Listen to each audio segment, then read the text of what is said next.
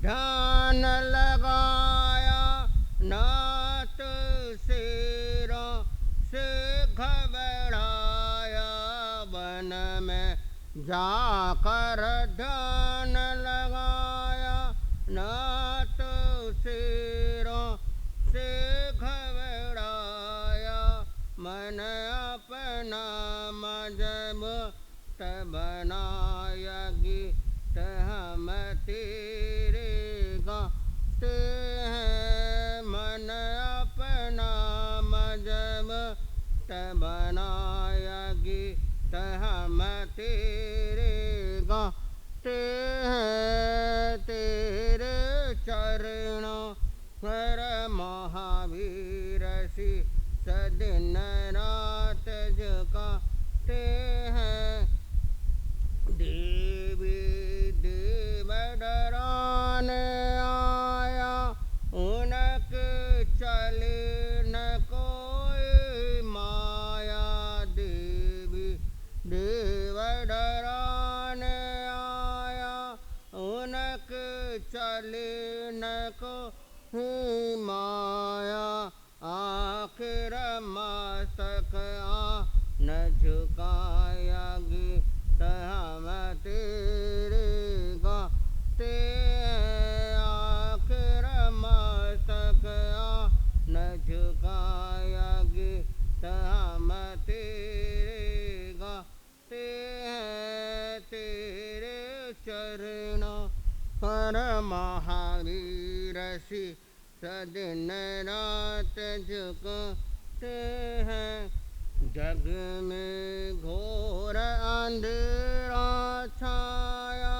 तूने दीपक ज्ञान जलाया, जग में घोर अंधेरा छाया, तूने दीपक ज्ञान जलाया, नारायण सा कालाया, गीत हम तेरे गाते हैं। तेरे चरणों पर महावीर शीस दिन रात झुकाते हैं, तेरे चरणों पर महावीर शीस दिन रात झुकाते हैं।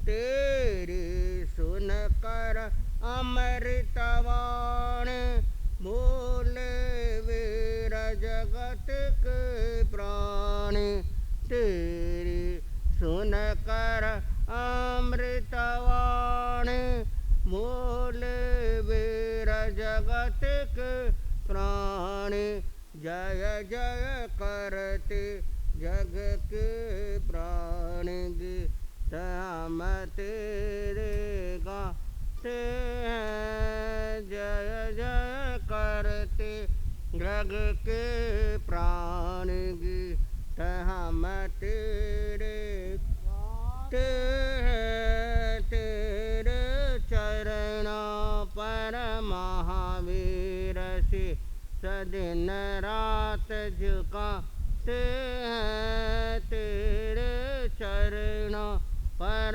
महावीर शीस दिन रात झुकाते हैं। हाँ शर्मा अनंत उपकार है, सब जग जीव रखन दया ठाय, पावन भगवया सो कही हम।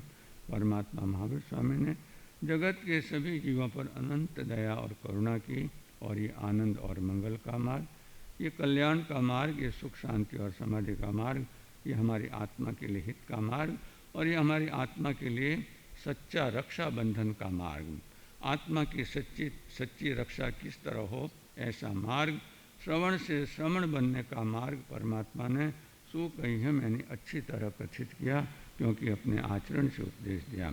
जो आचरण से उपदेश दिया जाता है वही दीर्घ प्रभावी और दीर्घकालिक होता है। इसलिए बंधुओं, आप प्रतिदिन जो है प्रवचन के पूर्व जो है आचरण का महत्व जानते हैं, और आचरण का महत्व जानते आप देख रहे हैं कि what I here I forget, मैं जो सुनता हूँ वो भूल जाता हूँ। What I C I remember, मैं जो देखता हूँ वो याद रखता हूँ। But what I do I understand, मैं जो करता हूँ वो समझ जाता हूँ। तो ये हमारा धर्म भी समझ कर करने का है।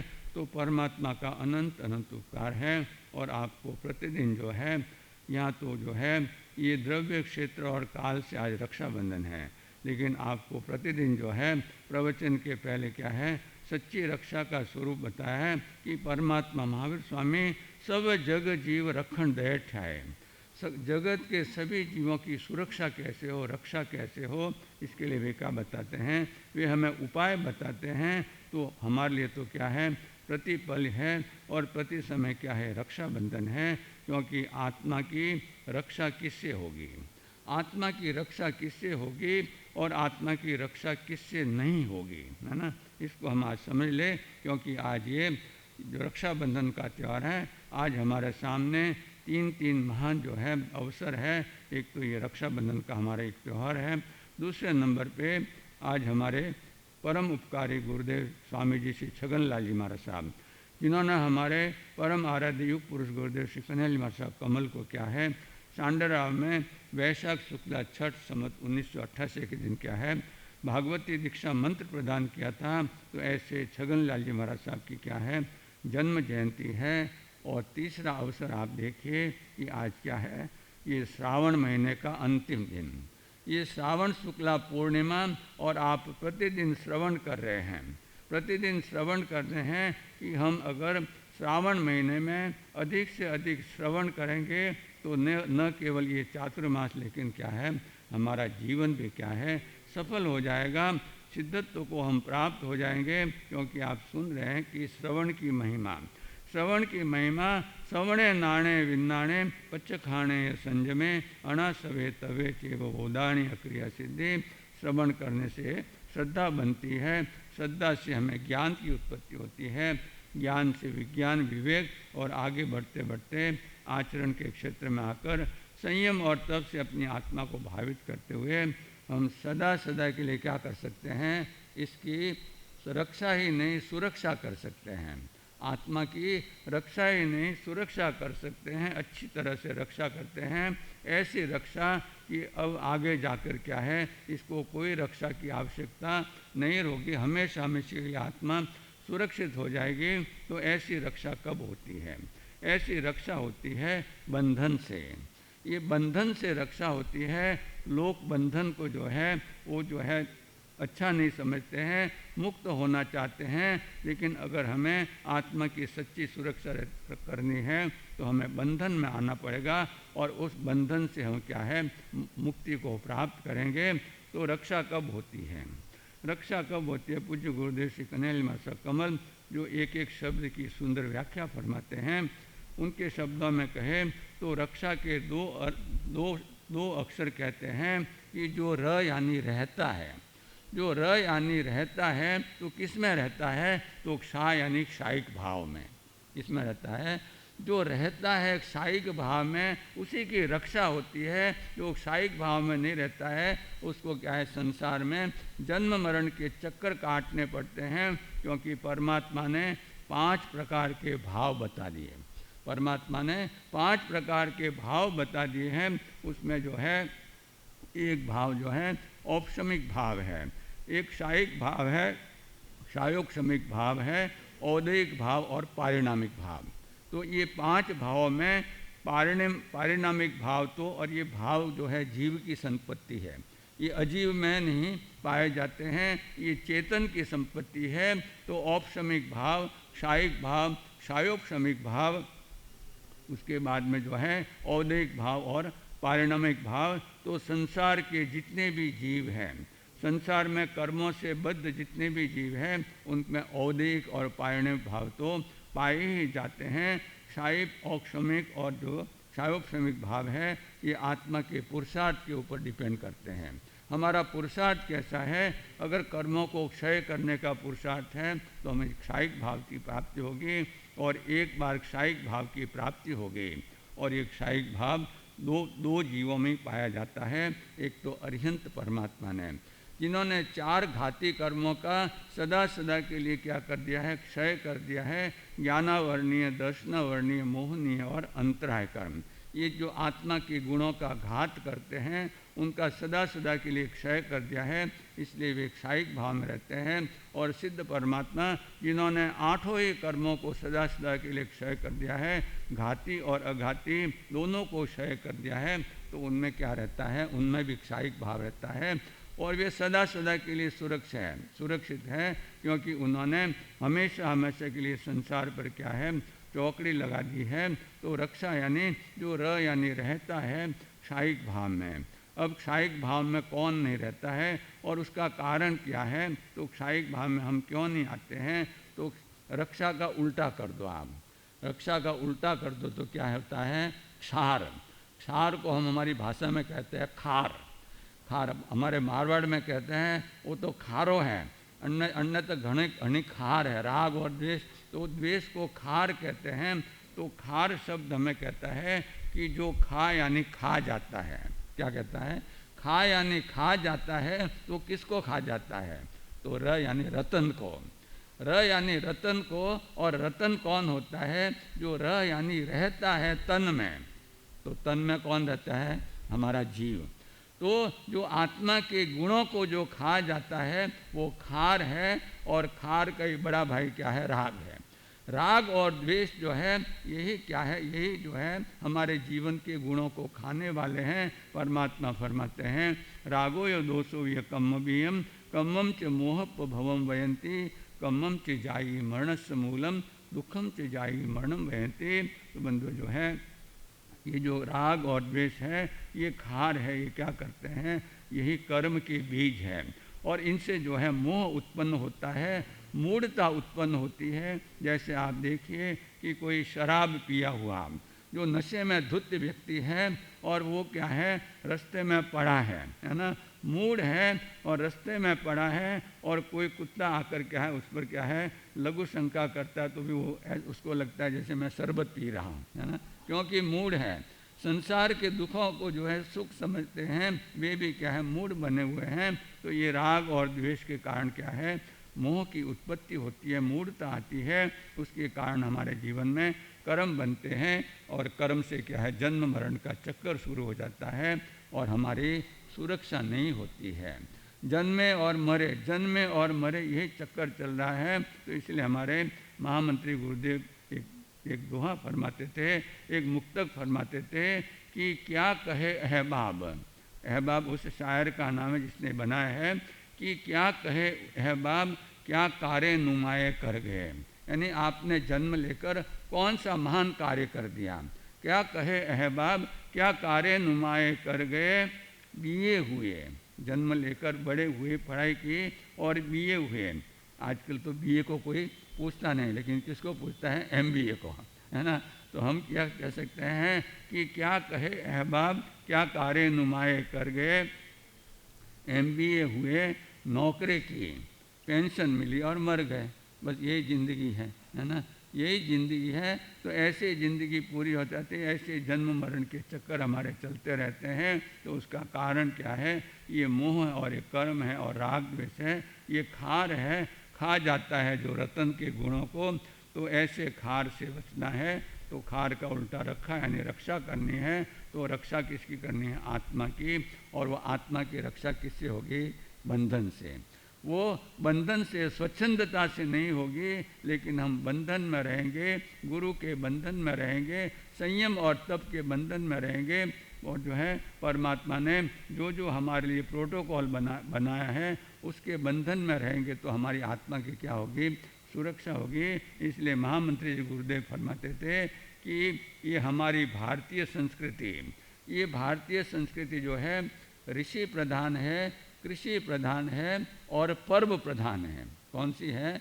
यहाँ ऋषि प्रधान भी है, यहाँ कृषि प्रधान भी है और पर्व प्रधान भी है। हर तीसरे दिन कोई ना कोई पर्व आता है। हर तीसरे दिन हमारे जिन शासन में आप देखिए, बीज है, पंचमी है, अष्टमी है, 11 है, 2 दिन छोड़ के इसकी रक्षा करनी है।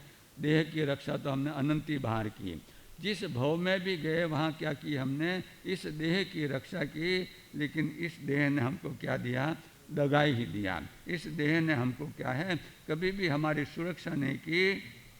तो इसीलिए परमात्मा फरमाते हैं कि देह की चिंता छोड़ो और आत्मा की चिंता करो, आत्मा की रक्षा करो, क्योंकि देह के लिए तो परमात्मा फरमाते हैं परिजुरई ते शरीरम केसा पंडुरय हवंति ते से सोए बले हाई से सब बले हाई समयम गोयम माँ पमाए। गौतम स्वामी को सावचेत करते हुए परमात्मा फरमाते हैं परिजुरई ते शरीरम, ये शरीर चारों तरफ से परिजीर्ण हो रहा है। चारों तरफ से, ऐसा ही नहीं कि एक या 2 तरफ से, आपकी जो है चारों तरफ से ये शरीर परिजीर्ण हो रहा है। और उसके लिए आगे परमात्मा फरमाते हैं परिजुरई ते शरीरम केसा पंडुरया हवंति ते। सबसे पहले कहाँ से आते हैं? ऊपर से। यानी केश जो है हमारे, ये क्या हो गए? ये पक रहे हैं। ये केश जो है, जो काले घने काले केश थे, उसमें क्या है? अब सफ़ेदी आने लगी है। परिजुरई ते शरीरम केसा पुंडुरया हवंति ते से सोए बले हाई सब बले हाई, सभी प्रकार के बल हमारे पास। हम जो है संगनी पंचेंद्रिय है, हमारे पास कितने बल हैं? 10 बल हैं। 10 प्राण बल हैं। 5 इंद्रियों के बल प्राण, 3 योगों के मन वचन काया के, श्वासोश्वास बल प्राण और आयुष्य बल प्राण। ये 10 प्राण क्या है? समय समय पर क्षीण हो रहे हैं। जैसे अंजलि में जला हुआ भरा हुआ जल जो है एक एक बूंद करके नीचे गिरता जाता है, वैसे ही हमारे ये प्राणों की शक्ति भी क्या है? क्षीण हो रही है। आप देखिए, जवानी में दौड़ते थे और बुढ़ापा आया तो क्या है? लकड़ी लेकर एक कदम भी चलना जो है मुश्किल हो जाता है। परिजुरई ते शरीरम केसा पंडुरया हवंति ते से सोए बले हाई से सब बले हाई समयम गोयम माँ पमाए। परमात्मा फरमाते हैं समय मात्र का प्रमाद नहीं करो। जरा जावन पीड़े वाही जावन बढ़ई जाविंदिया नहायंती ताव धम्मम समारे। और इसीलिए परमात्मा फरमाते हैं इस आत्मा की सुरक्षा के लिए फरमाते हैं कि जब तक वृद्धावस्था आकर हमको पीड़ित नहीं करती, जरा जावन पीड़े वाही जावन बढ़ई, व्याधि हानि रोग हमारे शरीर को घेर नहीं लेते हैं। जाविंदिया नहायंती, जब तक हमारी इंद्रिया सक्षम है तब तक हमें क्या करना चाहिए? बहन हमारी आत्मा है और ये बहन क्या है? संसार में कर्मों के बोझ से दबी हुई है और ये जन्म मरण के चक्कर में पड़ी है। तो अब क्या करते हैं? ये बहन, आत्मा रूपी बहन, इस धर्म रूपी भाई को क्या बांधती है? राखी बांधती है। और वो राखी क्या है? सूत्र की, यानी धागा जिसको कहते हैं उसको सूत्र कहते हैं, है ना। तो जिन वाणी रूपी जो सूत्र है उनकी अगर हम राखी बांधने के धर्म से जुड़ेंगे तो हमारी आत्मा की भी क्या है? हमेशा हमेशा के लिए क्या होगी जी? सुरक्षा हो जाएगी। तो ऐसी सुरक्षा जिन्होंने की, ऐसी सुरक्षा जिन्होंने की, ऐसे आज जो है जिनकी हम जन्म जयंती मना रहे हैं, अरे परम पूज्य गुरुदेव स्वामी जी से छगनलाल जी महाराज साहब, जिनका जन्म क्या है? आज रक्षाबंधन के दिन हुआ। और आपने सुना, कल भी सुना था कि श्रावण महीने में जो है कितने ही महापुरुषों ने जन्म लिया। आचार्य भगवंत श्री आनंद सिंह महाराज साहब, वरिष्ठ प्रवर्तक श्री रूपचंद जी महाराज साहब, और हमारे जो है मर्दर के श्री मिश्री मल्ली महाराज साहब, जिनकी हमने जन्म जयंती कल मनाई 135वीं। और आज ये श्रावण महीने का अंतिम दिन, और जिन्होंने जो है इस दिन जन्म लेकर, श्रावण महीने में जन्म लेकर श्रवण करे, उन्होंने गुरु भगवंतों की वाणी श्रवण की और 14 वर्ष की उम्र में श्रमण बने। क्या बने? श्रवण करके श्रमण बने। और श्रमण बन के उन्होंने अपनी आत्मा की सुरक्षा की। बंधु चौधरी परिवार में जन्मे, जाट परिवार में जन्मे। तेजा सिंह जी उनके पिताजी का नाम, और यमुना देवी। हमारे गुरुदेव भी जो थे कन्हैया महाराज साहब कमल, वो भी क्या थे? राजपुरोहित परिवार में जन्मे, जैनेतर परिवार में जन्मे। और आप देखिए कि दोनों में समानता कैसी है कि जैनेतर परिवार में जन्मे और दोनों की माता का नाम यमुना भाई। जमुना बाई कहो कि यमुना बाई और दोनों ही जीन शासन की कैसी प्रभावना की आप देखिए कि छगनलाल जी स्वामी 14 वर्ष की उम्र में दीक्षा ली और उसके बाद में ग्रामानुग्राम विचरण करके क्या है संवत 1988 में हमारे गांव सांडरा में पधारे और पूज्य गुरुदेव को वट वृक्ष के नीचे उन्होंने क्या है भागवती दीक्षा प्रदान की। ऐसे गुरुदेव के दीक्षा मंत्र प्रदाता गुरुदेव वे जो है जवानी में तो क्या है मारवाड़ में वगैरह घूमे, लेकिन जब 50 साल से ऊपर की उम्र हो गई तब पंजाब चले गए। पंजाब चले गए और वहाँ उन्होंने ऐसी धर्म की प्रभावना की कि वहाँ लोग जो है आश्चर्यचकित हो गए कि ये मारवाड़ का संत और ये पंजाब की माटी में ही रम गए और वहीं क्या उन्होंने देह छोड़ी। लेकिन उस देह के साथ में उन्होंने संयम और तप की ऐसी सुगंध छोड़ी। संयम और खन्ना में उनका देवलोक गमन हुआ, लेकिन उन्होंने धर्म की ऐसी सुगंध छोड़ी कि आप देखिए हमारे वर्तमान आचार्य भगवान ध्यान होगी डॉक्टर श्री शिव मुनि महाराज साहब के जो गुरुदेव थे परम पूज्य गुरुदेव श्री ज्ञान मुनि जी महाराज साहब, उन्होंने उनके ऊपर एक पूरा ग्रंथ लिखा जिस ग्रंथ का नाम है साधना के अमर प्रतीक। साधना के अमर प्रतीक, उसमें उन्होंने छगनलाल जी महाराज साहब का पूरा जीवन चरित्र लिखा। आप देखिए बेटी जो होती है अपने पीहर में परिवार वालों तो उसका सब वखाण करते हैं, सब गुणगान करते हैं, लेकिन ससुराल में जाकर परदेश में जाकर अगर उसका गुणगान गाया जाए तो समझना कि उस बेटी ने हमारे कुल को सार्थक किया। छगनलाल जी स्वामी मारवाड़ में जन्मे, मारवाड़ में दीक्षा ली, लेकिन अंतिम समय में उन्होंने वहाँ जाकर ऐसी साधना की कि वहाँ के लोग भी क्या है आज भी उनको याद करते हैं। आज भी खन्ना में उनका क्या है उनका जो है स्मारक बना हुआ है बहुत सुंदर। तो बंधु ऐसे महापुरुष जिन्होंने हमारे गुरुदेव को दीक्षा मंत्र प्रदान किया, उनकी सबसे बड़ी विशेषता थी कि वे कमल की तरह निर्लेप थे और इसीलिए जो जिनको दीक्षा मंत्र प्रदान करता है तो उसके गुण भी उसमें आ जाते हैं। वे छगनलाल जी स्वामी खुद भी कमल की तरह निर्लेप थे और हमारे गुरुदेव भी क्या है कमल की तरह निर्लेप थे। जहाँ पोमम जले जायम नोवलिपई वारिणा एवं अलितम कामेहिम तम वयम भूम महानम। सच्चा ब्राह्मण कौन सा है जो कमल की तरह जल में जो है उत्पन्न होकर भी कमल से निर्लेप रहता है। तो ऐसे ही हमारे स्वामी जी थे, उनको न तो कोई क्षेत्र का मोह था, न तो कोई क्षेत्र का मोह था कि मारवाड़ में रहना, लेकिन कहाँ चले गए पंजाब में जहाँ कोई भगत नहीं अपना, और वहाँ जो है पंजाब में गए, न तो क्षेत्र का मोह था न भक्तों का मोह था, किसी प्रकार का मोह नहीं था। और ऐसे मोह से जो रहित हो जाता है वही 13वें गुण स्थान को प्राप्त कर सकता है। बाकी कितना भी ज्ञान भण लो, 4 ज्ञान के धनी हो जाओ तो भी क्या है जब तक मोह समाप्त नहीं होता है तब तक आपका क्या है 3 जो है जो ज्ञानावर्णीय दर्शनावर्णीय है और जो है अंतराय कर्म है, ये तीनों तभी क्षय होंगे युगपद जब आपका मोह समाप्त होगा। तो उस मोह को समाप्त करने के लिए वे महापुरुष पंजाब में गए और उन्होंने ऐसी साधना की कि भगवान ज्ञान मुनि जी महाराज साहब ने भी पूरा ग्रंथ उनके ऊपर लिखा।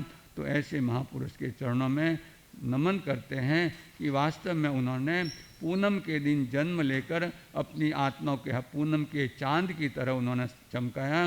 तो हम भी उनके चरणों में यही निवेदन करते हैं, यही उनके चरणों में विनंती करते हैं कि गुरुदेव आपने जैसा संयम और तप पाला, जैसा परम निष्प्रयी और जो है समण श्रेष्ठ बने, वैसा भी जीवन हमें भी क्या है प्राप्त हो। यही जो हम उनके चरणों में निवेदन करते हैं। और बंधु आज ये हमारा परम सौभाग्य है कि हमारी इस सभा में क्या है आपकी सूरत में है। पूर्व में जो सूरत के प्रवासी थे ऐसे हमारे नरेंद्र जी, और जिन्होंने भीम चातुर्मास में रहते तो ब्यावर में, लेकिन क्या है मांस खमन की तपस्या की, जिंदगी में पहली बार मांस खमन की तपस्या की। ऐसे उनकी धर्म सहायिका शिमला बहन आज उपस्थित है और इनका परिचय सन 2010 के चातुर्मास में जब महामंत्री जी के साथ में घोड़दौड़ रोड पर हमारा चातुर्मास था, उस समय परिचय हुआ। छोटा 10 साल का बालक ऋषभ जो आज तो क्या है 25 साल का हो गया है, तो राजकुमार जो है वो जो है हम प्रतिदिन गुरुदेव के साथ में विवेकानंद गार्डन में घोड़दौड़ रोड पर शांति भवन के पास वहाँ घूमने जाते थे। तो बड़े बड़ों के साथ और छोटे छोटों के साथ। नरेंद्र जी जो है महामंत्री के साथ में जो है वो सत्संग करते थे, और ये छोटा बच्चा 10 साल का बच्चा ऋषभ जो है वो भी क्या है मेरे साथ में उंगली पकड़ कर चलता था, जैसे अहिमुत्ता कुमार ने उंगली पकड़ी है ना। अहिमुत्ता कुमार तो दीक्षा ले ले, लेकिन अभी ऋषभ के तो भाव जब होंगे तब होंगे। लेकिन ऐसा धर्म प्रेमी परम गुरु भक्त परिवार जो है, जो सूरज छोड़कर ब्यावर में चले गए हैं, लेकिन उन्होंने धर्म की आराधना नहीं छोड़ी है। धर्म में वे हमेशा क्या है प्रगति ही प्रगति कर रहे हैं। ब्यावर में रह के उन्होंने भीम चातुर्मास में मांस क्रमण की तपस्या की। तो ऐसा परिवार अपने पुरानी जो है ये कर्म भूमि पर आया है, और गुरु भगवंतों का सानिध्य प्राप्त करके क्या है हम सब अपने क्या है जीवन का कल्याण करें इन शुभ मंगल भावों के साथ में। बोलिए भगवान महावीर स्वामी। बहनें भी क्या है पीछे की तरफ क्या है सरक जावें, और बच्चियां क्या है आगे आ जाएंगे। और दूसरा जो बालकों ने या बच्चियों ने जिन्होंने सामायिक की आराधना की है, वे सामायिक की आराधना के बाद 11:15 बजे लगभग अपने यहाँ पर भाई और बहन का जोड़ा क्या है एक साथ यहाँ पर आगे की साइड में क्या है सब बैठेंगे, और उनको वे आएगी थाली वगैरह नवकार मंत्र के जाप के साथ में उनके रक्षाबंधन का क्या है कार्यक्रम रहेगा।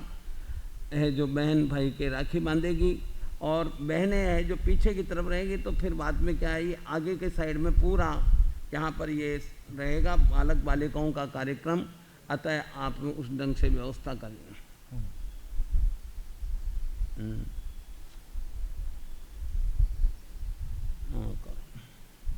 हाँ थोड़ा पाछे सरक जाओ जो पता है, और बच्चियाँ आगे आ जाओ, पता बाद में भाई बहन को जोड़ो मिला लीजिए। हाँ लारे सर को थोड़ा लारे सर को पूरा, और बच्चे आगे आ जाओ। 10:30 11 बजे समय आ जाओ, પછી बाद में भाई लोग भी थोड़ा पाछे सरक जाओ। अरे तू नहीं थे तो आटे आगे ही बैठे रहो, थे तो आगे बैठे, थोड़ा सा भाई लोग पाछे सरक जाओ।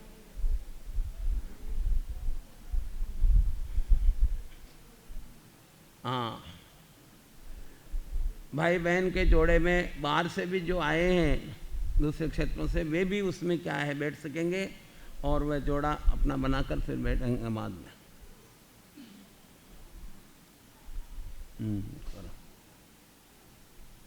अविनाशी अविकार परम रस धाम है, समाधान सर्वज्ञ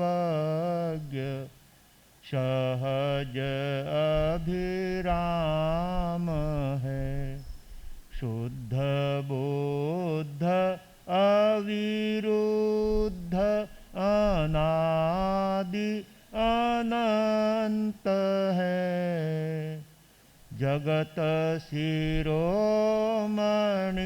सिद्ध सदा जयवंत है, जगत शिरोमणि सिद्ध। तीर्थे शासनपति श्रमण भगवान महावीर स्वामी को एवं आचार्य भगवान उपाध्याय भगवान तथा समस्त उपकारी गुरु भगवंतों के चरण कमलों में हृदय की अनंत आस्थाओं के साथ कोटिशः वंदना अर्ज करने के पश्चात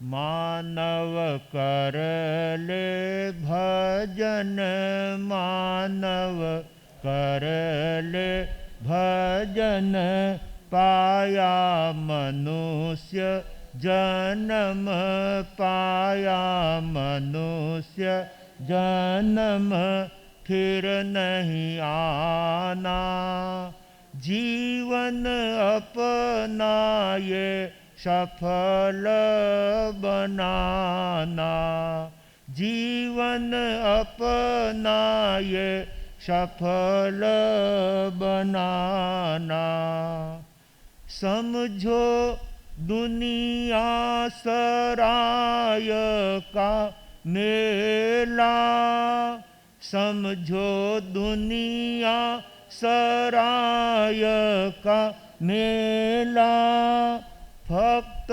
जावे तू यहाँ से अकेला, भक्त जावे तू यहाँ से अकेला। जगत झूठा सभी गौर करना, कभी जीत लाना। जीवन अपना ये सफल बनाना, जीवन अपना ये सफल बनाना। सार यही है दौलत का पाना, सार यही है दौलत का पाना। दीन दुखियों का दुख मिटाना, दीन दुखियों का दुख मिटाना। जरा कर ले मनन दुर्लभ पाया ये तन, जरा कर ले मनन पाया मानव तन। समझाना जीवन अपना ये सफल बनाना, जीवन अपना ये सफल बनाना। गुरु अम्बेश कमल कन्हैया धर्म सभागार में उपस्थित समस्त धर्म प्रेमी सुज्ञ श्रोताओं, सुशील माताओं एवं बहनों, श्रावण सुदी पूर्णिमा का यह परम पावन दिवस हमारे सामने 3 पर्वों के साथ उपस्थित हुआ है। सबसे पहले नालियेरी पूनम और दूसरे नंबर पर ब्राह्मण संस्कृति के अंदर अपने पूरे वर्ष भर की आलोचना और प्रतिक्रमण करते हुए, जैसे अपने यहाँ पर प्रतिक्रमण का विधान है, इसी तरह से जो ब्राह्मण लोग जनेऊ धारण करते हैं वो इस श्रावण सुदी पूर्णिमा के दिन नई जनेऊ बदलते हैं और पुरानी जनेऊ का त्याग करते हैं और पूरे वर्ष भर की आलोचना करके अपनी आत्मा को विशुद्ध बनाने का कार्य करके नई जनेऊ धारण करते हैं आज के दिन, श्रावण सुदी पूनम के दिन। और तीसरा पर्व है रक्षा पर्व, जिसको आप आम रूप से राखी पर्व के रूप में मानते हैं। सचमुच राखी ये 2 अक्षरों का शब्द हमें रक्षा की प्रेरणा देता है। सचमुच अपने जीवन की रक्षा, अपने संपर्क में रहने वालों की रक्षा, अपने परिवार की रक्षा के साथ साथ अपने संपूर्ण राष्ट्र की रक्षा के संबंध में इस रक्षा का फलितार्थ रहा हुआ है। इसलिए इस रक्षा पर्व के अवसर पर जैन दिवाकर चौथमल जी महाराज साहब ने बहुत सुंदर भाव राखी को लेकर के फरमाए हैं। राखी आई रे सब मिलकर रक्षा, करो सदाई रे रक्षा आई रे। बहन भाई के राखी बांधे, लीजो मन निभाई रे। बहन भाई के राखी बांधे, लीजो मन निभाई रे। सासरिया में गाज सकूं पीहर में भाई रे, राखी आई रे। वणिक कलम के राखी बांधे, और दवात के ताई रे। परीक्षा है नीति धर्म की, करूं कमाई रे, राखी आई रे। क्षत्रिय खड़ग के राखी बांधे, प्रजा रक्षा ताई रे। दीन गरीब को कोई न सतावे, नहीं सके सताई रे, राखी आई रे। रक्षा बंधन को यसार, समझ मतलब के माही रे। चौथ मल ने राणा जी से राखी सुनाई रे, राखी आई रे, राखी आई रे। सब मिलकर रक्षा करो सदाई रे, राखी आई रे। और इसी के साथ उन्हीं के शिष्य रत्न उपाध्याय प्रवर केवल मुनि जी महाराज साहब राखी के संदर्भ में अपनी भावनाओं को कविता के द्वारा रखते हुए फरमाते हैं। सावन का महीना राखी का है त्योहार, बहन भाई के प्रेम के साखी, राखी के दो तार।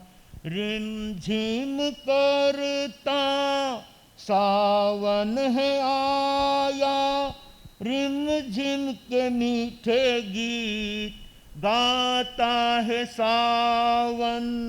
वन में मन में तन में आई है नई बहार, बहन भाई के प्रेम के साखी, राखी के दो तार।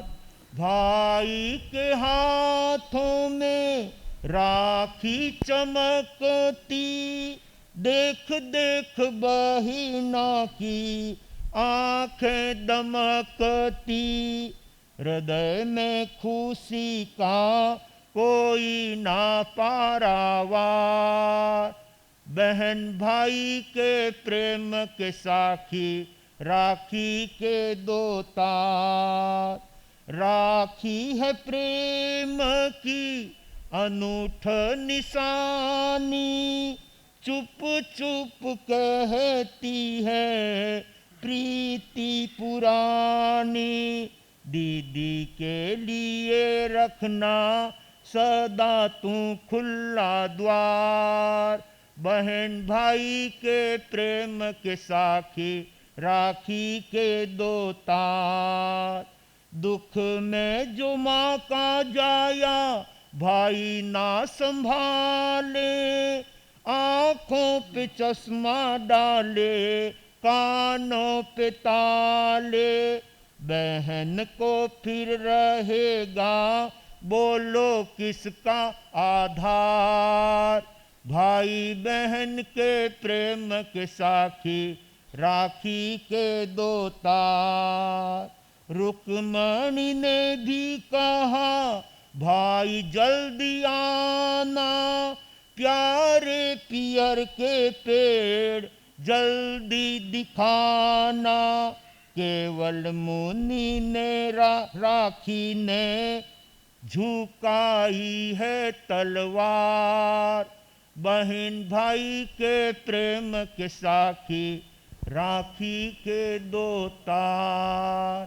सावन का महीना राखी का है त्योहार, बहन भाई के प्रेम के साखी, राखी के दो तार। बंधुओं, राखी का हिंदी और संस्कृत में अर्थ होता है रक्षा। प्राणी मात्र की रक्षा के लिए परमात्मा ने आगमों के अंदर जीवों की रक्षा करने का संदेश दिया है। सब जग जीव रक्षण दयठयाय पावयनम भगवया सुकहीयम। सचमुच समस्त जीवों की रक्षा और सुरक्षा के लिए ये वीतराग धर्म परमात्मा ने फरमाया है। ऐसे उत्तम रक्षा धर्म को अपने जीवन में अपनाने वाला भाग्यशाली आत्मा अपनी आत्मा को पावन बनाने के साथ अनेक भाग्यशालियों के रास्ते प्रशस्त करने का कार्य करता है। अनेकों के लिए प्रेम की भावना उड़ेल करके उनके जीवन में शांति और आनंद का साम्राज्य उपस्थित करने का कार्य करता है। सचमुच इस राखी के दो तारों ने जो रचना और जो इतिहास रचाया है, सचमुच में हम इतिहास के पन्नों पर जब उस राखी के महत्व को समझने का प्रयास करेंगे तो सचमुच इस रक्षा का अपने आप में अद्भुत और अलौकिक प्रभाव है। सिर्फ सादे दो धागे राखी के, कोई चमक दमक नहीं, कोई तड़क भड़क नहीं, कोई सोने चांदी और हीरों का नहीं, लेकिन केवल सूत के दो धागे एक लिफाफे में बंद करके चित्तौड़ की महारानी कर्मवती अपने शील की रक्षा के लिए जिस समय गुजरात का बादशाह महाराणा के दिवंगत हो जाने पर कर्मवती को वो अपनी बनाने के लिए गुजरात से बहुत बड़ी सेना लेकर के चित्तौड़ को आकर के घेर लेता है और उस समय कर्मवती अपने सतीत्व की रक्षा, शील की धर्म रक्षा करने के लिए एक लिफाफे के अंदर साधारण धागों से बनी हुई एक राखी बंद करके दिल्ली के बादशाह हुमायूं के पास में वो धागा भेजती है। और जब दिल्ली के दरबार में हुमायूं के सभा में उस लिफाफे को देखा गया और जब उसे खोला तो उसमें केवल सूत के दो धागे निकले, राखी के रूप में दो सूत के धागे निकले। हुमायूं नहीं समझ सका कि इस धागों का क्या मतलब होता है, इसका क्या अर्थ होना चाहिए। तब उन्होंने अपने दीवान की तरफ इशारा किया, क्योंकि दीवान वो होते हैं जो अपने राज्य की समस्त व्यवस्थाओं को सुलझाने का कार्य करते हैं। उलझन के समय में मंत्री अपनी दिव्य दृष्टि से उलझी हुई बात को सुलझाने का काम करता है। जो ही उन्होंने मंत्री और दीवान की तरफ देखा, दीवान ने खड़े होकर बादशाह का आदर करते हुए कहा कि हजूर, हमारे भारत देश की ये संस्कृति है, ये दो धागे सूत के महारानी कर्मवती ने आपको भाई बनाने के लिए भेजे हैं और आपके हाथों में इस धागों को बांधते हुए वो आपसे अपेक्षा करती है कि भाई, इस कठिन घड़ी के अंदर इस समय तुम आकर के मेरे शील की रक्षा करो। ये अपने भाई को हाथ के कलाई पर सूत का धागा बांधते हुए बहन अपने भाई से यह अपेक्षा करती है।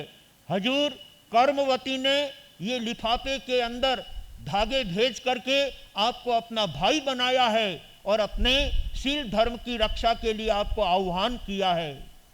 ये बात सुनकर के हुमायूं उसी समय सेनापति को आदेश करता है, जल्दी से सेना तैयार की जाए। कौन ऐसा व्यक्ति हो सकता है जो मेरी बहन के सामने आंख उठा करके भी देख ले, जिस बहन ने मुझे अपना भाई बनाया है, ऐसे बहन का संरक्षण करना, ऐसे बहन की रक्षा करना मेरा दायित्व है। और ये समझ करके तुरंत सेना लेकर के हुमायूं चित्तौड़ पहुंचता है और शाहजहां को, जो उन्हीं का भाईबंद था, लेकिन जहां पर एक धर्म की रक्षा की बात आती है, जहां शील की रक्षा की बात आती है, वहां पर हुमायूं ने अपने भाई को भाई रूप में नहीं देख करके दुश्मन समझ करके उसको ललकारते हुए कहा, हजार हाथों वाला हुमायूं, जो कर्मवती का भाई है, ऐसी बहन के ऊपर तुमने ये नजर उठाने की कोशिश की, आ जाओ, यदि तुम्हारे अंदर शक्ति है तो मेरी सेना के साथ युद्ध करो। शाहजहां हुमायूं की इस बात को सुनकर के अपनी दुम दबा करके सेना लेकर के भाग जाता है और हुमायूं ने कर्मवती की शील से रक्षा की, केवल सूत के 2 धागों को लेकर। कोई हीरे पन्ने की राखड़ी नहीं थी, कोई सोने चांदी की राखड़ी नहीं थी, लेकिन इस 2 सूत के धागों का कितना बड़ा महत्व है, ये इस हुमायूं के जीवन से आप समझ सकते हैं। कर्मवती का संरक्षण करके लोगों को इतिहास का पाठ पढ़ाया कि जो भाई अपने बहन के द्वारा अपने कलाई पर सूत का धागा बंधवाता है, राखी बंधवाता है, इसका मतलब भाई के ऊपर बहन के प्रति बहुत बड़ी जवाबदारी होती है, और जो उस जवाबदारी को अदा करता है, सचमुच में वही राखी पर्व के सच्चे स्वरूप को समझकर अपने बहन का दुख के और तकलीफ के समय में संरक्षण करने का कार्य करता है। दूसरी घटना आती है हमारे इतिहास के पन्नों पर, और ब्राह्मण संस्कृति को लेकर के कहा जाता है कि इस धरती पर बलि नाम का एक राजा राज्य करता था और बड़ा दानी था। यद्यपि वो दानवों का राजा था, परंतु उसके दिल में अपने द्वार पर आए हुए व्यक्ति को कभी खाली नहीं भेजा। इंद्र ने विष्णु भगवान को जाकर के निवेदन किया कि भगवान, मैं बहुत तकलीफ में हूं और ऐसी कठिन घड़ियों के अंदर आपका मुझे संरक्षण चाहिए, आप मेरी रक्षा करें। तब विष्णु भगवान इंद्र की बात से खुश होकर, इंद्र की बात को मान्य करके वे सीधे बलि राजा के राज्य में पहुंचते हैं और एक ब्राह्मण का रूप बनाते हैं। और ब्राह्मण भी 52 अंगुल के जितना ही उसका शरीर होता है, इतना छोटा सा रूप बना करके और बलि राजा के राज दरबार में उपस्थित होते हैं। बलि राजा अपने सभा में और अपने राज्य में नाप सकता है, लेकिन वो 52 ब्राह्मण कहता है कि मुझे केवल 3 कदम चाहिए। बलि राजा ने कहा तथास्तु, तुमको 3 कदम दी, जाओ जहां तुम्हें 3 कदम पसंद आए वहां पर नाप करके वो 3 कदम तुम ले सकते हो। जो ही बलि राजा की तरफ से ये बात कही गई और विष्णु भगवान ने उस समय 1,00,000 योजन का रूप बनाया।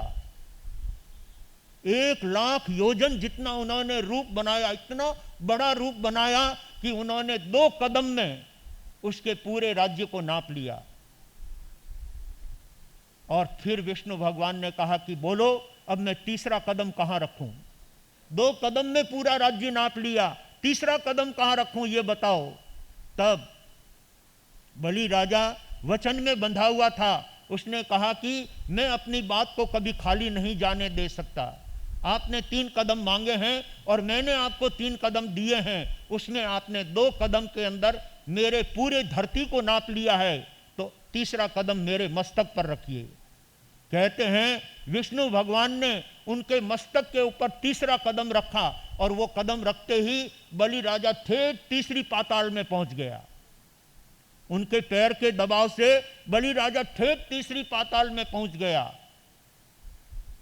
बलि राजा अपने वचन का परिपालन करते हुए जब उन्होंने 3 कदम पूरे दे दिए, इस बात से खुश होकर विष्णु भगवान अपने रूप में प्रकट होते हैं, अपने वास्तविक स्वरूप में आकर के, और बलि राजा की भावना से खुश होकर, बलि राजा के दान से प्रभावित होकर विष्णु भगवान ने कहा कि मैं तुम्हारे दान से बहुत खुश हूं, तुमने अपनी बात को बराबर परिपालन किया है और तुमने अपने वचन को निभाया है, तो मैं भी आज तुम्हारे ऊपर खुश हूं, जो तुम्हारी इच्छा हो सो मांग लो। कौन कहते हैं? विष्णु भगवान। बोले जो तुम्हें मांगना हो वो तुम मांग सकते हो, तुमने मेरी बात पूरी की है तो तुम्हारी बात को मैं पूरी करूंगा। ऐसा कहने के साथ ही बलि राजा ने कहा, भगवान यदि आप मुझ पर खुश हो गए हैं, आप मुझ पर प्रसन्न हो गए हैं, तो मैं चाहता हूं कि मैं जितने समय तक तीसरी पाताल में रहूं, तब तक आप मेरे दरवाजे के ऊपर तपते रहोगे। मैं जब तक तीसरी पाताल में रहूंगा तब तक आप मेरे इस दरवाजे के ऊपर द्वारपाल बन करके यहीं पर आपको तपना है, ये मेरी मांगनी है। बलि राजा चाहता तो और भी बहुत कुछ मांग सकता था, लेकिन उनको तो अपने जीवन की संरक्षण का काम था, अपने जीवन की सुरक्षा की बात थी। और कहते हैं तब से अब तक विष्णु भगवान बलि राजा के द्वार पर तीसरी पाताल में, वहां पर उसके द्वार पर क्या कर रहे हैं? तप रहे हैं। और उसी रूप में अपने जैनागमों के अंदर भी यही बात कही गई है। सौभाग्यशालियों, मुझे तो आज मुद्दे की बात ये कहना है कि इस रक्षा पर्व के अवसर पर बहन भाई से और किसी द्रव्य की आवश्यकता नहीं रखते हुए अपने शील की सुरक्षा, अपने धर्म की सुरक्षा, और यदि कोई कठिनाई और तकलीफ आती है तो उस कठिनाई और तकलीफ के समय में भाई का सहयोग मिले, भाई का योगदान मिले, यही अपेक्षा बहन को रखते हुए भाई के कलाई पर क्या बांधनी चाहिए? राखी बांधनी चाहिए।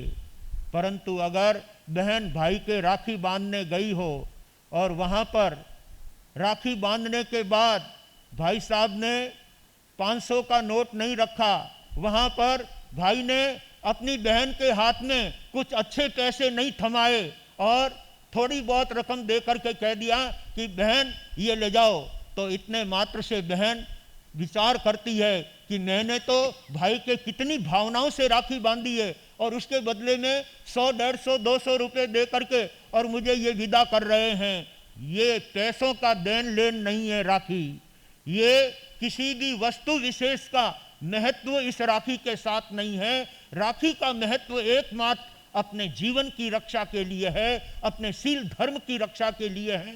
और ऐसे अनेक उदाहरण इतिहास के पन्नों पर भरे पड़े हैं जहां राजा महाराजाओं ने अपनी राखी के बंधन से बंधे हुए होकर अपनी बहन की रक्षा के लिए उन्होंने बहुत बड़ा युद्ध किया, बहुत बड़ा संग्राम किया और सामने वाले व्यक्ति को बता दिया कि मेरी बहन की तरफ गैर नजर उठा करके देखने की तैने हिम्मत कैसे कर ली है। ऐसे ऐसे उदाहरण रक्षाबंधन को लेकर के हमारे इतिहास के पन्नों में बताए जाते हैं। आइए सौभाग्यशालियों, यदि सच्चे अर्थों में भाई अपने बहन के प्रति क्या दायित्व है इस बात को समझने का प्रयास करेगा तो वो राखी के उस बंधन को अच्छी तरह से समझ पाएगा और उस बंधन के भावों को, उस राखी के भावों को अपने दिल में निभाता हुआ तकलीफ और दुख के समय में अपनी बहन का संरक्षण करके इस राखी पर्व को अच्छे से मनाने का भाव बनाएगा। तभी सच्चे अर्थों में ये राखी हमारे परिवार में, हमारे समाज में और हमारे पूरे राष्ट्र में खुशियां और आनंद देने वाली हो सकती है। आइए हम ऐसे रक्षाबंधन के अद्भुत प्रभाव को समझकर अपने परिवार के अंदर केवल और केवल अपने भाई के हाथों में रक्षा बांधते हुए अपने जीवन की सुरक्षा का भाव लेकर बहन को चलना चाहिए। तभी सच्चे अर्थों में इस राखी के उत्तम महत्व को हम अपने जीवन में अंकन करते हुए अपने जीवन को आगे बढ़ा सकेंगे। सौभाग्यशालियों, जीवन थोड़े समय के लिए मिला है और उस थोड़े समय मिले हुए जीवन में अनेक प्रकार के उतार चढ़ाव आते हैं, अनेक प्रकार की परिस्थितियां जीव के सामने आती है और उन परिस्थितियों के अंदर यदि व्यक्ति अपने आपे को खो देता है, अपनी सशक्त भावनाओं को भूल जाता है, तो वह उस कठिनाइयों की घड़ी में उबर नहीं सकता। सचमुच में वही व्यक्ति अपने कठिनाई की घड़ियों में आगे बढ़ता है जो धैर्य के साथ में और बड़ी उत्तम साहस के साथ में उस कठिन घड़ियों को जो पार कर लेता है। यही बात अपने यहाँ पर चंदन मलयागिरी के चरित्र से चल रही है। आज दो पंक्तियां चंदन मलयागिरी की दे करके फिर मैं तपस्या के विषय पर आना चाहूँगा। लगभग इस सारी बातों को मैं 10 से 12 मिनट में पूरी करने की कोशिश करूँगा, क्योंकि आज रक्षा पर्व है और रक्षा पर्व को लेकर आज बहनें अपने भाई के घर पर और भाई अपने बहन के घर पर राखी बंधवाने के लिए जाता है। इसलिए ज़्यादा लंबा समय नहीं लेते हुए चंदन राजा चंपा नगरी के अंदर, जिसको हथिनी ने वरमाला पहनाई और उसे बड़े भावनाओं के साथ में पूरे चंपा नगरी की बस्ती, चंपा नगरी की जनता बड़े उदार भाव से ठाट बाट के साथ में उन्हें चंपा नगरी के अंदर प्रवेश कराते हैं और आज उनको राज तिलक करना है। इस बात को लेकर के यहाँ चंदन मलयागिरी की कथा कही जा रही है। युग युग से भारत में यह अमर कहानी, धन्य चंदन राजा और मलयागिरी रानी, धन्य चंदन राजा और मलयागिरी रानी। चंपापुर का सिंहासन भूप चलावे, उमराव मंत्री सब मिलकर हुक्म उठावे। अब टल गई दुख की रात मिटी हैरानी, धन्य चंदन राजा और मलयागिरी रानी, धन्य चंदन राजा और मलयागिरी रानी। चंदन राजा जिसको बड़े ठाट पाट के साथ में चंपा नगरी में प्रवेश कराया जाता है और नगरी में ले जाने के बाद उनके संपूर्ण अभिषेक की तैयारियां और राज तिलक की संपूर्ण तैयारियों को करते हुए राजपुरोहित मंत्र उच्चारित करते हैं और देखते ही देखते शुभ घड़ियों के अंदर चंदन राजा का राज तिलक करके चंपा नगरी के सिंहासन पर एक राजा के रूप में प्रतिष्ठित कर देते हैं। चंदन राजा चंपा नगरी का राजा बन गया है और अपना हुक्म, अपना आदेश चला रहा है। बड़े बड़े उमराव, मुसुद्दी और ठाकुर, सेनापति, साहूकार सब उनकी आज्ञाओं को उठाते हुए चंपा नगरी का शासन पुनः पूर्ववत चलने लगा। लेकिन चंदन राजा इतना सब कुछ पा लेने के बाद भी मन ही मन बड़ा असंतुष्ट है। उनका परिवार जो चारों दिशाओं में विभक्त हो गया था, रानी कहीं और है, उनके दोनों लाडले लाल राजकुमार शायर और नीर, वो दोनों नदी के किनारे पर खड़े थे सूर्य अस्त के टाइम में, और उस समय राजा नदी के बहाव में बह गया था और दोनों लाडले लाल अपने पिता को पानी में बहते हुए देख करके भी उनका संरक्षण नहीं कर सके। ये बात यहाँ पर बताई जा रही है। अब श्रोता सुनिए बच्चे प्राण दुलारे, जो छूट गए थे दोनों नदी किनारे, जिनके देखत ले गया पिता को पानी, धन्य चंदन राजा और मलयागिरी रानी, धन्य चंदन राजा और मलयागिरी रानी। राजा चंदन सपनों में खोया हुआ अपने पूर्व परिवार के विषय में अनेक तरह के विचार करता है, अनेक तरह के मंसूबे करता है, अनेक तरह की मन में विचारधाराएं आती है और उन विचारधाराओं के अंदर फूलों की सैया पर सोने के बावजूद भी पछवाड़े बदलता रहता है, लेकिन नींद आने का काम ही नहीं है। जब व्यक्ति के दिल में किसी बात का पछतावा होता है, किसी बात का मन में दुख होता है, तो ऐसे समय में चाहे कैसी भी अच्छी से अच्छी सैया मिल जाओ, अच्छे से अच्छे बिस्तर मिल जाओ, अच्छे से अच्छा मकान मिल जाओ, फिर भी नींद आना हाथ की बात नहीं है। नींद पैसों से नहीं मिलती है, नींद अच्छी सैया से नहीं मिलती है, नींद अच्छा मकान होने से नहीं मिलती है, परंतु नींद आने के लिए व्यक्ति के दिल में किसी प्रकार का दुख दुविधा का भाव नहीं हो तो नींद आती है। राजा पछवाड़े बदलता रहता है और अपने परिवार के लिए सोचते हुए रात पूरी हो जाती है और इधर वे दोनों बालक नदी के दोनों किनारों पर खड़े खड़े अपने पिताश्री को पानी में बहते हुए देख रहे हैं। राजा आंखों से ओझल हो गया। तब दोनों भाई नदी के अलग अलग किनारे पर बैठे हुए हैं। वो दोनों भाई अपनी सुरक्षा के लिए पास के पेड़ पर चढ़ जाते हैं और उस पेड़ पर चढ़ करके रात्रि व्यतीत करते हैं। और वहां बैठे हुए भी वे भावपूर्वक एक दूसरे को सावधान और सावचेत कर रहे हैं। और इस प्रकार से उन्होंने पूरी रात पेड़ पर बैठे बैठे निकाली। और देखते ही देखते सवेरे का समय हो गया। 1000 किरणों वाला सूर्य उदय हो गया। सर्वत्र उजेला और प्रकाश हो गया है। उस समय में बाजू के एक गांव में से एक बुढ़िया माजी अपने बैलों को लेकर पानी पिलाने के लिए नदी पर आती है। और बैलों को पानी पिलाते हुए उन्होंने उन दोनों नौनिहाल राजकुमार जैसे छोटे छोटे बालकों को देखा। उस बुढ़िया के मन में विचार आया कि ये छोटे 2 बालक इस वियावान जंगल के अंदर, जहां मनुष्य ही दिखाई नहीं देते हैं, ऐसे में ये 2 बालक यहाँ पर कैसे और क्यों आए हैं? ये कौन बालक हैं? देवलोक के जैसे ये बालक आकर के यहाँ पर दिखाई दे रहे हैं। ऐसे उन बालकों को देखकर बुढ़िया के दिल में उनके प्रति थोड़ा लगाव बनता है, आत्मीयता बनती है, उनके प्रति प्रेम उमड़ करके आता है। और वो बुढ़िया उस राजकुमार के पास जाती है और उनसे सवाल पूछती है।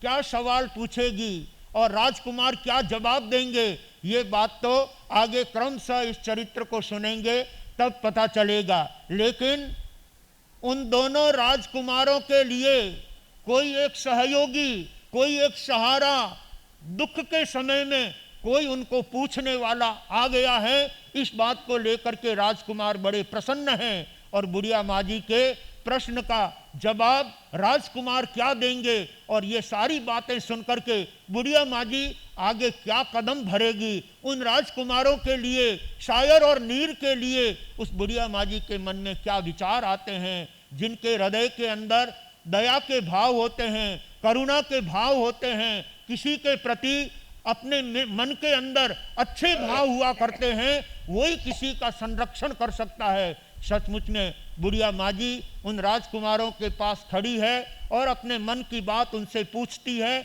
और वे राजकुमार क्या कहेंगे, ये बात यथा अवसर आप हम इस चरित्र के द्वारा आगे श्रवण करेंगे। सौभाग्यशालियों, आइए हम यहाँ पर इस चातुर्मास के दरमियान सुंदर तप त्याग की बातें अपने यहाँ पर चल रही है। अनेक भाई बहनों में तप अनुष्ठान चल रहा है और सभी लोग भावनाओं के साथ तप आराधना कर रहे हैं। उन सभी तपस्वियों के तप अनुमोदन के लिए हम कुछ पंक्तियां यहाँ पर देना चाहेंगे। आप सब लोग उस तपस्वियों के तप की भावना का खूब खूब सम्मान करेंगे और अनुमोदन के रूप में इन पंक्तियों को गुनगुनाएंगे। खुशियों की वीणा से सुरमय ये नजारा है। खुशियों की वीणा से सुरमय ये नजारा है। तप त्याग की सौरभ से सुरभित जग सारा है। तप त्याग की सौरभ से सुरभित जग सारा है। तप काहे काम कड़ा विरले ही कर पाए। हिम्मत की कीमत है अंतर मन जग जाए। जन जन के तन मन में, जन जन के तन मन में बहती तप धारा है, जन जन के तन मन में बहती तप धारा है। खुशियों की वीणा से सुरमय ये नजारा है। सचमुच बंधुओं, ऐसे तप के विषय में अपने यहाँ पर अनेक भाई बहनों के तप अनुष्ठान चल रहा है और उसमें मुख्य रूप से हमारे बीच में आज के तपस्वी हैं भाई श्री कुलदीप जी गांधी। 8 उपवास की तपस्या की पछतावनी है और दूसरी एक बहन है जिनका नाम अभी मेरे पास नहीं आया है, परंतु उनके भी तपस्या की पछतावनी है। जिनका भी नाम हो वो यहाँ मंच पर पहुँचाने की कोशिश करेंगे।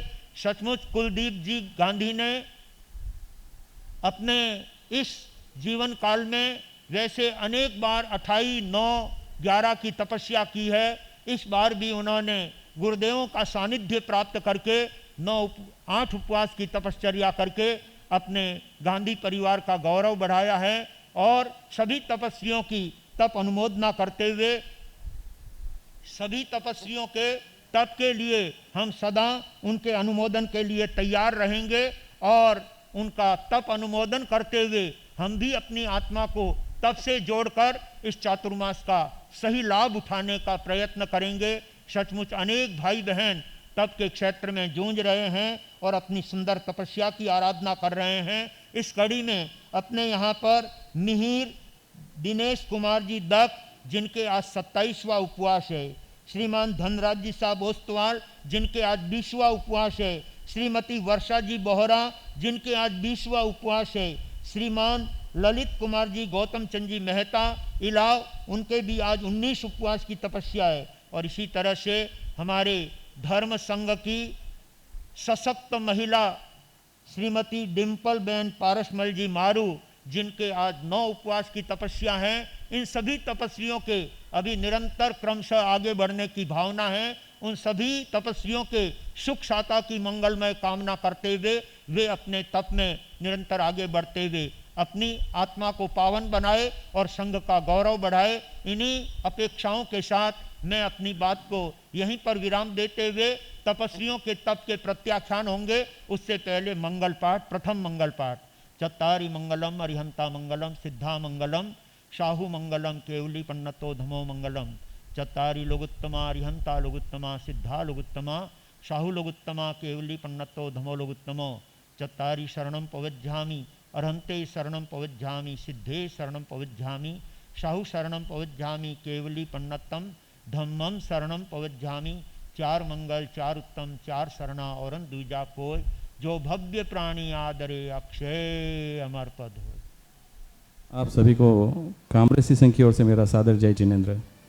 आज रक्षाबंधन का विशेष पर्व है और श्री संघ में गुरुदेव के निर्देशानुसार और उनके आह्वान पर श्री संघ ने एक रक्षाबंधन का पर्व मनाने का यहाँ पर आयोजन किया है। सबसे पहले तो आप सभी को रक्षाबंधन त्यौहार की श्री संघ की ओर से बहुत बहुत हार्दिक शुभकामना। रक्षाबंधन के आज के कार्यक्रम में यहाँ पर जो इस धर्म सभा में छोटे बालक बालिकाएं जो उपस्थित है उनके बीच एक लकी ड्रॉ किया जाएगा। उन सभी बच्चों को टोकन प्रदान करके एक ड्रॉ का आयोजन करेंगे। उसमें 11 चांदी की राखी, 11 चांदी की राखी जो भाई बहन के जोड़े विजेता होंगे वो आज मंच के सामने भाई को वो राखी बांधकर इस रक्षाबंधन का त्यौहार मनाएंगे।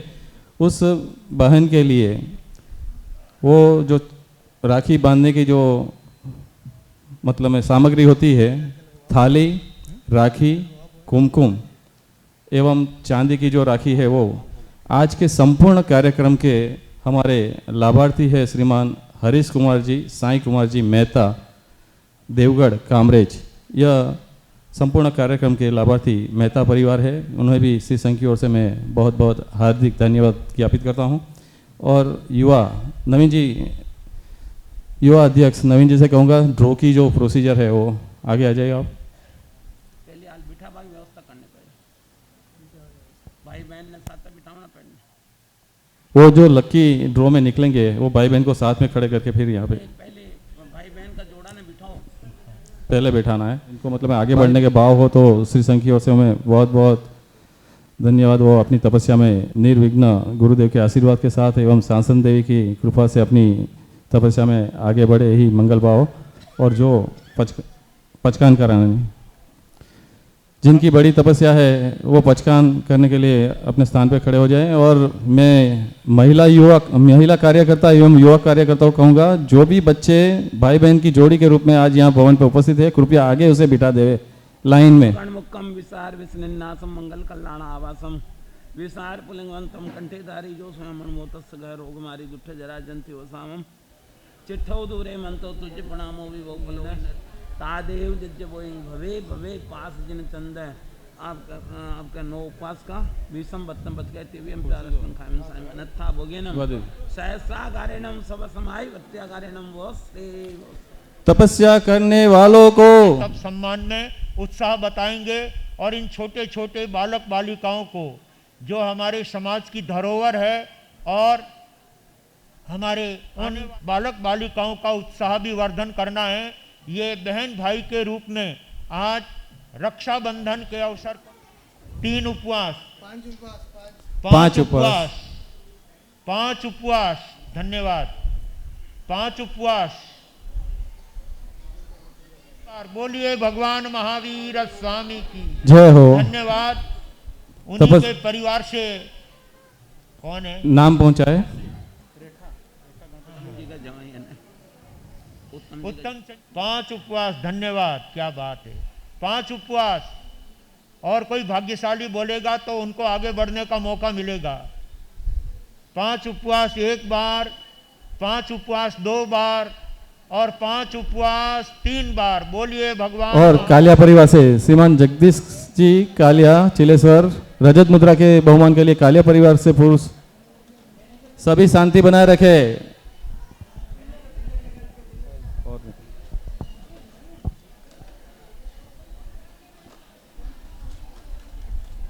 सभी शांति बनाए रखे, कहीं अपना नाम नहीं जाए। सबसे पहले है 15 नंबर 15 नंबर हरीश जी आपने नाम बोल। चारू शावी चारमी पोखरना दुलचंद जी की परिवार 7 नंबर 7 नंबर नाम बोलो। नकुल जैन बेन स्वा। वो अपने भाई के हाथों में चांदी की राखी बांधेगी। बाकी बहनों के लिए हरीश भाई ने राखी रख रखी है, उस राखी को अपने भाई के हाथ पर बांधना है। नमो आयरियाणम नमो वजायाणम नमो वजायाणम नवसाहुणम अरिहंताणम नमो सिद्धाणम नमो अरिहंताणम नमो सिद्धाणम नमो आयरियाणम नमो वजायाणम वसाहुणम नमो हरि नमो सिद्धाणम नमो आयरियाणम वजायाणम पंच नमोकारो सव पाव प्रणाम। पूनम यहाँ आगे बढ़ा जाए श्रीमान। धर्मचंडी साहब चावल का परिवार आज पूरे प्रति अभिमानी है। इसके पश्चात जो श्रद्धांजलि है, श्रद्धांजलि